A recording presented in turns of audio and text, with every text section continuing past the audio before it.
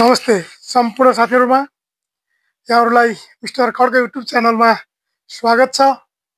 म आज पनि यहाँहरु समक्ष उपस्थित भएको छु। एसएमपीएस पावर सप्लाई सम्बन्धी जानकारी लिएर। आज हामी एसएमपीएस पावर सप्लाई जुन एलसीडी कलर टिभी लगायत विभिन्न किसिमका इलेक्ट्रोनिक्स उपकरणहरुमा प्रयोग गरिन्छ। एसएमपीएस पावर सप्लाईलाई एकैचोटी बुझ्न नसक्ने हुनाले यसको पार्ट्स गरेर जानकारी गराउने प्रयास गरिरहेको छु। ईएमआई सेक्सन,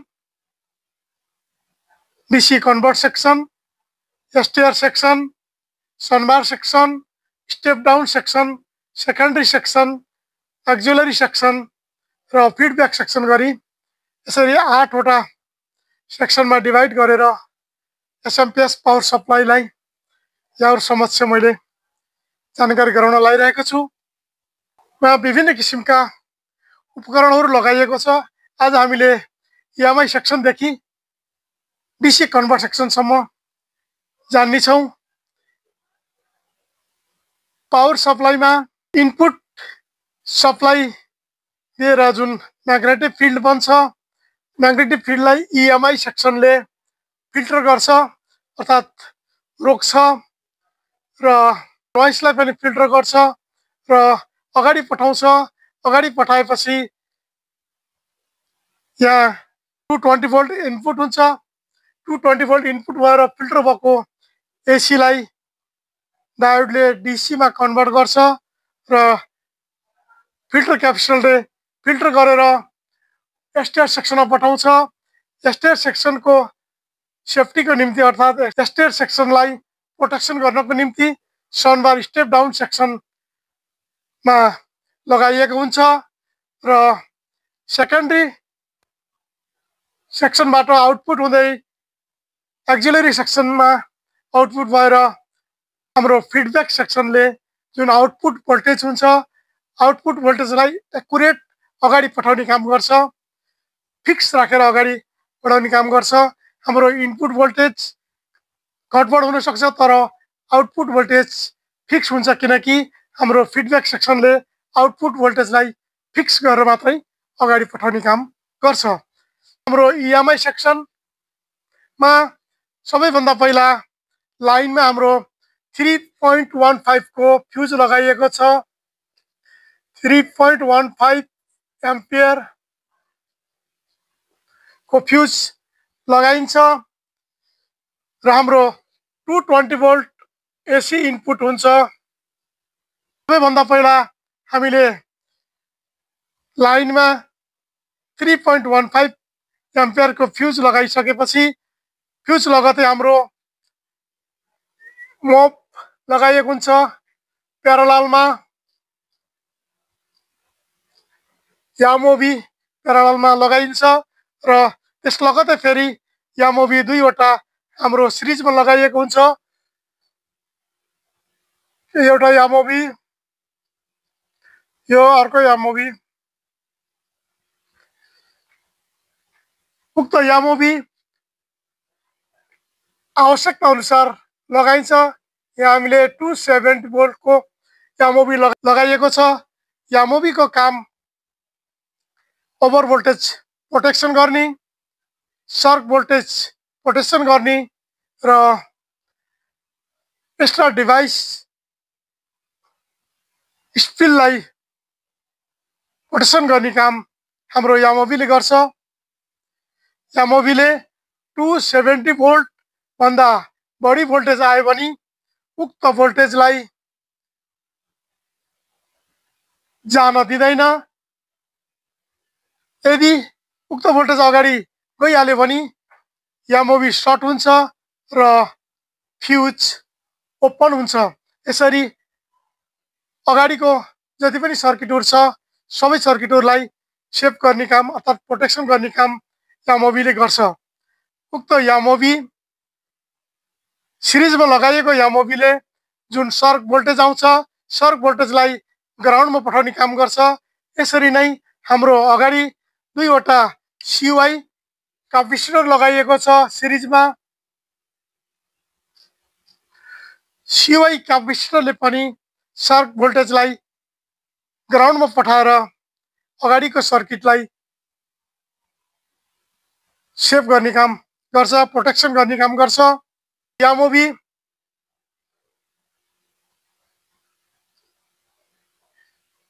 यस्तो आकारको हुन्छ। यामोभी अर्थात् VDR पनि भनिन्छ यामोभीलाई। यामोभी पछि हाम्रो जुन CY क्यापेसिटर लगाइएको छ नन पोलराइज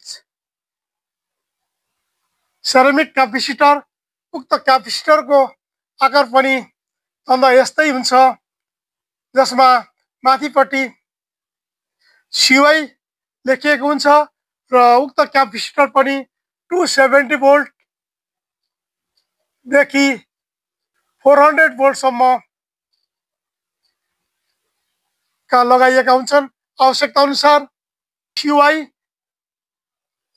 यसरी लेखिएको हुन्छ र माथि आवश्यकता अनुसारको भोल्टेजको CY क्यापेसिटर माथिपट्टि अङ्कित गरिएको हुन्छ। उक्त CY क्यापेसिटरले पनि जुन सर्क भोल्टेज हुन्छ, सर्क भोल्टेजलाई ग्राउन्डमा पठाएर अगाडिको सर्किटहरू बचाउने काम गर्छ। जुन सर्क भोल्टेज भन्नाले घटिबढी भएर अचानक आउने भोल्टेज हो, जुन सोर्स बिना आउँछ। जस्तै बर्सातको समयमा जुन भोल्टेजहरू अप एन्ड डाउन हुन्छ, भोल्टेज घटिबढी हुन्छ, उक्त भोल्टेजलाई सर्क भोल्टेज भनिन्छ। उक्त सर्क भोल्टेज जब सर्किटमा इनपुट हुन्छ त्यति बेला सर्क भोल्टेज यामोभी मोब र CY क्यापेसिटर जुन सिरिजमा लगाइएको छ, उक्त सिरिजमा लगाइएको मोब र क्यापेसिटरले सिधै ग्राउन्ड गरिदिन्छ र अगाडिको सर्किटलाई बचाउने काम गर्छ, प्रोटेक्सन गर्ने काम गर्छ। यहाँ हाम्रो मोब एउटा प्यारललमा लगाइएको छ, दुईवटा हाम्रो सिरिजमा लगाइएको छ। त्यस्तै CY क्यापेसिटर पनि हाम्रो सिरिजमा लगाइएको छ। अब अगाडि हाम्रो अर्को क्यापेसिटर लगाइएको छ, जुन क्यापेसिटर CX क्यापेसिटर हो। उक्त CX क्यापेसिटर पनि 270 भोल्टदेखि 400 भोल्ट अर्थात् सर्किटमा आवश्यकता अनुसारको क्यापेसिटरहरू प्रयोगमा ल्याइन्छ। CX क्यापेसिटर एउटा पोलिस्टर क्यापेसिटर हो। यस्तो हाम्रो बक्स टाइपको क्यापेसिटर हुन्छ, जुन 50 हर्ज फ्रिक्वेन्सी आउँछ। 50 हर्ज फ्रिक्वेन्सी भन्दा बढी आएको फ्रिक्वेन्सीलाई लो गराएर अगाडि पठाउने काम प्राइज क्यापेसिटरले गर्छ। उक्त क्यापेसिटरले जहिले पनि फ्रिक्वेन्सीलाई मेन्टेन गर्ने काम गर्छ, इनपुटमा आएको फ्रिक्वेन्सीलाई मेन्टेन गरेर अगाडि पठाउने काम गर्छ। 400 किलो ओम्सको हाई रेजिस्टर लगाइएको हुन्छ। उक्त रजिस्टरले स्पिक रोक्ने काम गर्छ। हाम्रो 400K को रजिस्टर प्यारललमा लगाइएको छ, न्युट्रल र फेजको प्यारललमा लगाइएको छ।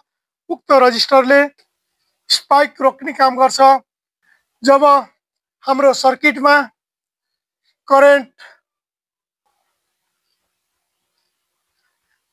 तलमाथि भएर अगाडि बग्छ, त्यति बेला एक उचाइमा पुगेको स्पाइक हाई भएर अगाडि आउँछ। हाई भएर अगाडि आउँदाखेरिमा हाम्रो रजिस्टरले यदि लाइनमा आएको छ भने न्युट्रलमा पठाउने काम गर्छ र न्युट्रलमा आएको छ भने स्पाइकलाई लाइनमा पठाउने काम गर्छ। लाइनको न्युट्रलमा, न्युट्रलको लाइनमा पठाउँछ र यसरी हाम्रो स्पाइकलाई कन्ट्रोल गरेर अगाडि पठाउने काम गर्छ।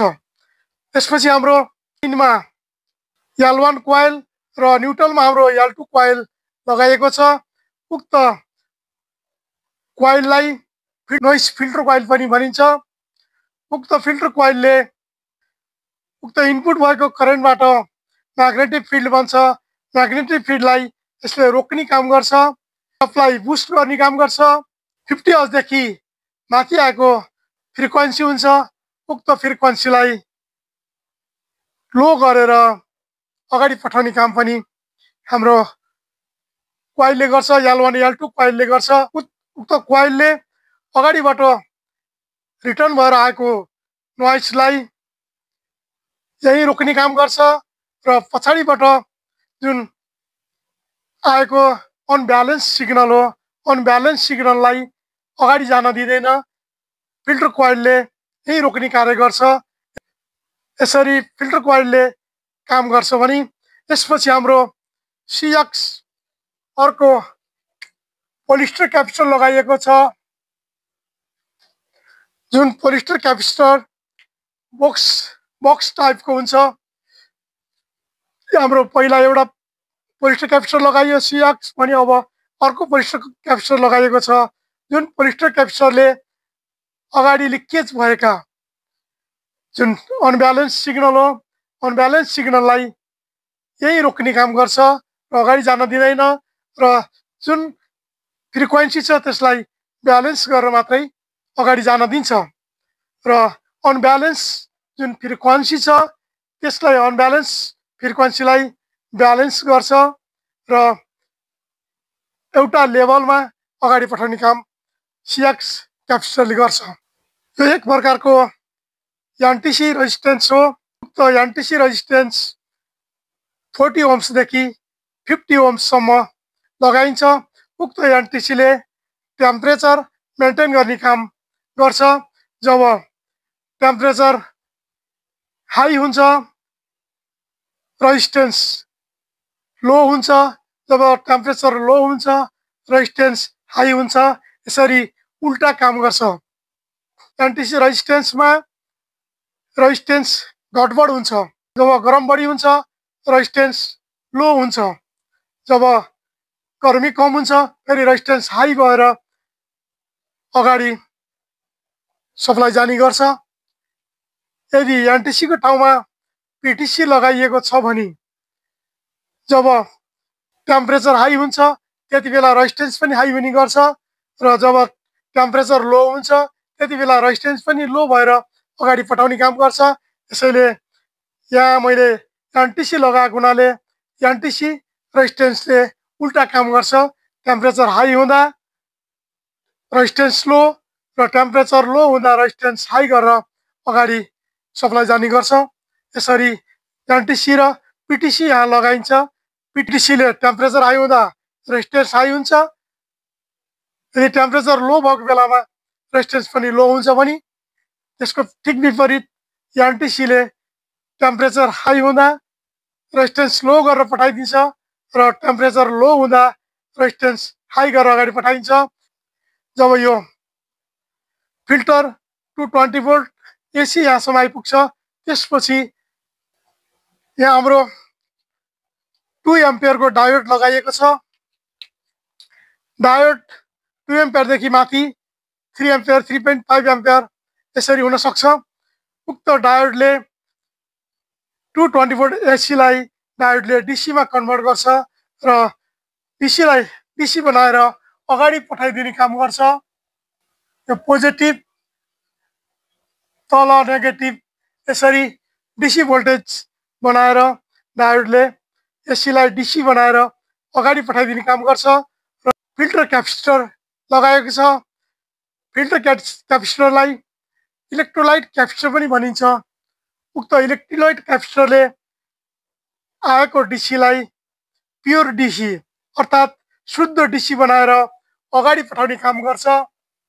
पोलराइज क्यापेसिटरले गर्छ। उक्त पोलराइज क्यापेसिटरमा छोटो भागमा प्लस र यसरी लामो भागमा माइनस अङ्कित गरिएको हुन्छ। 300 देखि 350 भोल्ट हाम्रो आउटपुट हुन्छ। हाम्रो चप्पर लगाइएको हुन्छ अर्थात् ट्रान्सफर्मर लगाएको हुन्छ। ट्रान्सफर्मर चप्पर पनि भनिन्छ र हाम्रो ट्रान्सफर्मरले DC मा काम नगर्ने हुनाले स्टेट सेक्सनमा स्विचिङ गरेर हामीले ट्रान्सफर्मरमा AC बनाएर दिन्छ र AC बनाएर दिएपछि स्टेप डाउन ट्रान्सफर्मर हुँदै एक्जुलरी र आउटपुट सेक्सनबाट फेरि आवश्यकता अनुसारको DC भोल्टेज बनाएर अगाडि दिन्छ र अगाडि दिएर फिडब्याक सेक्सनले अगाडि गएको डीसी भोल्टेजलाई एक्युरेट डीसी भोल्टेज अर्थात् फिक्स आउटपुट सप्लाई हाम्रो अगाडि पठाइदिन्छ। इनपुट भोल्टेज हाम्रो घटबड हुन सक्छ, कहिले कम कहिले ज्यादा हुन सक्छ, तर हाम्रो आउटपुट भोल्टेज ट्रान्सफर्मरबाट हाम्रो आउटपुट भोल्टेज जहिले पनि एक्युरेट फिक्स भोल्टेज अगाडि जान्छ, जुन हाम्रो फिडब्याक सेक्सनले फिक्स गरेर अगाडि पठाइदिएको हुन्छ। यसरी हाम्रो इएमआई सेक्सनले काम गर्छ। इएमआई सेक्सनमा नन पोलराइज क्यापेसिटर र पोलराइज क्यापेसिटर लगाइएका हुन्छन् र नन पोलराइज क्यापेसिटर 1 माइक्रोफेरेड भन्दा कमका हुन्छन् भने माइक्रोफेरेड भन्दा कमका हुन्छ भने हाम्रो पोलराइज क्यापेसिटर अर्थात् फिल्टर क्यापेसिटर हाम्रो नर्मली 10 एमएफडी देखि 100 एमएफडी को हुन्छ।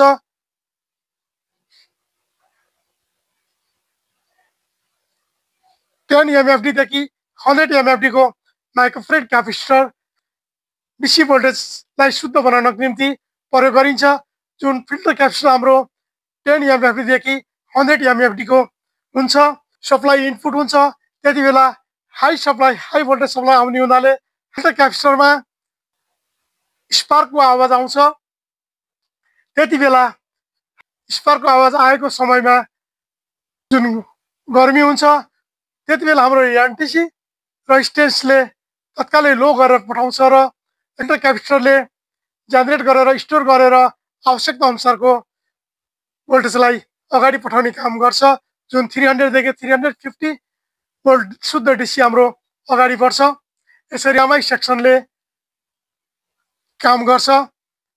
इएमआई सेक्सन सियुआई नन पोलराइज क्यापेसिटर जुन सिरिजमा लगाइएको छ, उक्त सिरिजमा लगाइएको सियुआई क्यापेसिटरदेखि हाम्रो एनटिसी सम्मको जुन भाग छ, यस भागलाई हामीले इएमआई सेक्सन भनिन्छ। यसलाई इएमआई सेक्सन भनिन्छ भने यहाँ हाम्रो डायोडबाट रेक्टिफायर डायोडबाट जुन एसीलाई डीसीमा कन्भर्ट गरेर अगाडि बढाइएको छ, यसलाई डीसी कन्भर्ट सेक्सन भनिन्छ, जसलाई मैले ब्रिज रेक्टिफायरबाट एसीलाई डीसी बनाएर अगाडि मैले अर्थात् भिडियो बनाइसकेको छु। यहाँहरूले उक्त भिडियो पनि हेर्न सक्नुहुन्छ। एसएमएस पावर सप्लाई भनेको स्विच मोड पावर सप्लाई हो। स्विच मोड पावर सप्लाईको इएमआई सेक्सन यही समाप्त भएको छ। सम्भवतः यहाँहरूले बुझ्नुभयो होला। यहाँहरूलाई यहाँ कहीँ डाउट लाग्यो भने कमेन्टमा राख्न सक्नुहुन्छ। कुनै नबुझे कि कुनै स्पेयर पार्ट्सको काम बारेमा यहाँहरूले बुझ्नु भएन भने कमेन्टमा राख्नु होला। हस्त यहाँहरूलाई मन परे लाइक कमेन्ट र सेयर सब्सक्राइब गरेर सहयोग गर्नुहोला। धन्यवाद।